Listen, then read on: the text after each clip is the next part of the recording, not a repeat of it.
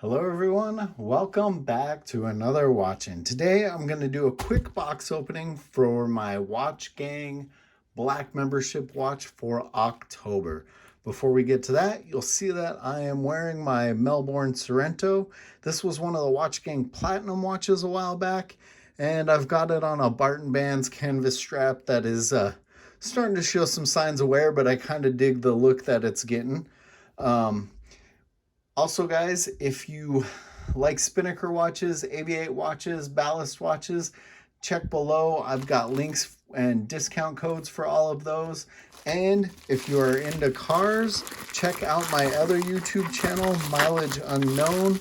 I've got a bunch of old school project cars that I'm always working on, trying to keep on the road. So let's see what we got from watchgang this month. So we've got hollow wheel deals, which I do have a watch coming from the wheel shortly. It looks like we've got a Nautis. Now, I've gotten quite a few Nautis watches in the past. I actually really like them. I just hope this is one that I don't already have. Let's see if it, there's our model number. Let's take a look. I know the boxing on this one's a little bit different than what I've had in the past. Let's take a look.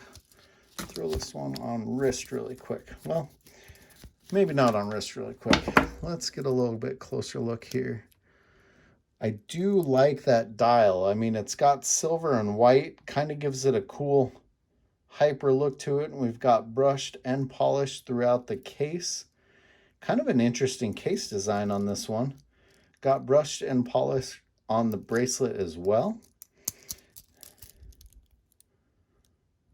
Quartz movement, so it does say Swiss quartz movement. I've gotten a few automatics the last couple months on my membership, which I need to do reviews on as well.